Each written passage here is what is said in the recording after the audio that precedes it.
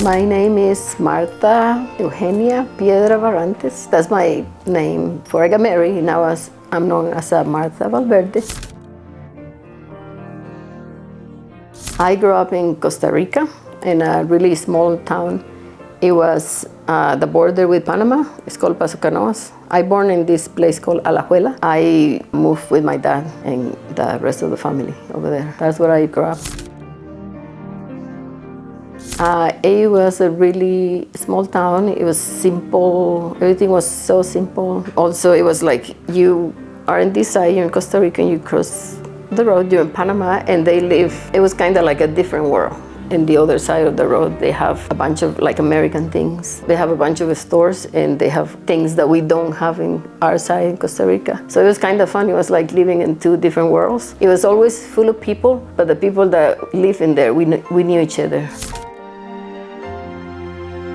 My parent relationship, I never know because I didn't grow up with both of them. My parents were like really young. They listening to their stories. They didn't have like a really good family. They were mostly on their own, like a really young age. They got together, ended up living together. My mom was pregnant at that time, I don't know. They had 3 children, and I'm the youngest of those 3 children that they have. And somehow, I don't know how they decided, but I ended up with my dad.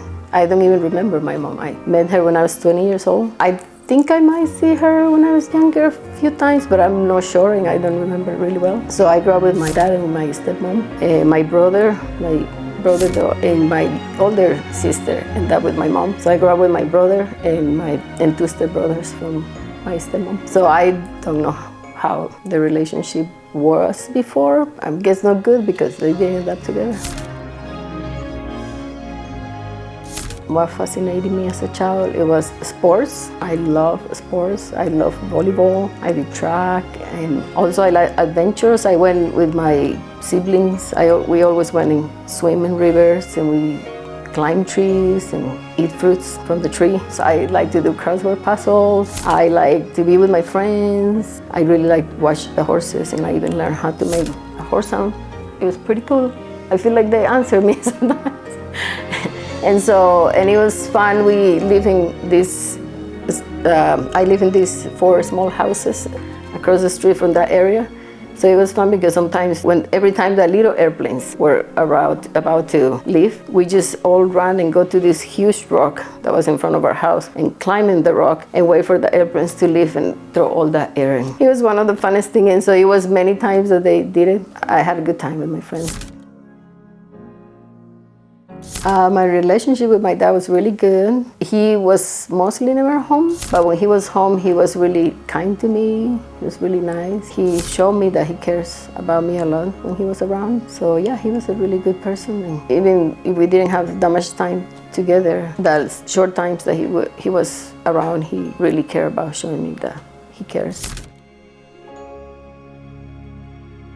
I think the best advices from my dad, it was mostly like he always come home and like good things happens to him, or things that were going good at his job, he always come home and he's like, oh, let's thank God for this or for specific things. And so he showed me with his example where everything come from, how like we get all things in life is because everything come from God. Even if I never see him like saying a prayer or like, he always was like, let's say thank you to God, but he never did the action.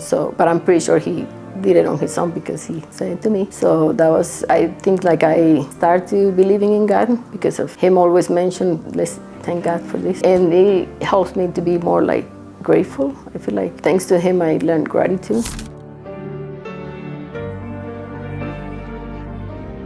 My childhood helped me to accept the gospel in my life and to learn that I really needed something more in my life because I grew up with my dad, with my stepmom, and so life was really hard with them because my dad was focusing like providing for the family.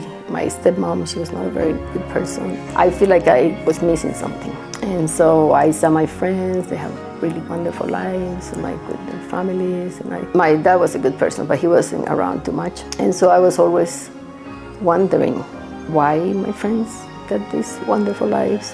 Why did I get this life? And how can I change it for me? Like, what is the purpose of life? In Costa Rica, there's always traditions and things that people do, and they don't really go very well with the gospel of Jesus Christ, and they don't bring any happiness. And so I sat in my own family there, and so I want to change that for my life, but I didn't know how. Every day I was always wondering, like, what is the purpose of life? I'm like, I go to school and I come home and I go to sleep, and it's always the same thing, and I don't see, like, what is it that we're really doing in here? And so, and at that time I knew that God exists and He gave us everything, but I didn't know that He was my Father.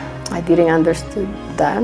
I just thought that, oh, He created me, but I didn't understand as good as I understand now. And I knew that Jesus paid for our mistakes and everything, but I didn't understand His sacrifice very well. And so I was always wondering, what are we doing here? And so when the missionaries was the purpose of life, I feel like I was like so ready for that. And so they came, and they were teaching us the gospel, and I felt really good, but I felt especially good when they were teaching about the plan of salvation and what we're doing here on earth, and so I felt like at that day I felt like I was like floating in the air, like I was feeling the Spirit. I felt so light. I felt the Spirit really strong. I felt like I found what I was looking for, and it was easy for me to be baptized. And I feel like my childhood prepared me for that. I knew I was missing something. Something about my childhood that it teach me to be who I am as a mother is the thing that worries me more all the time. It was just like losing my father, because he was like the main person in my life, and so I was always worried that something happens to him. So that helps me, because when I became a mother, I want to be the best mother I could for my children, and I want them to know that I'm there for them, that I will be there for them always. And so it helps me to be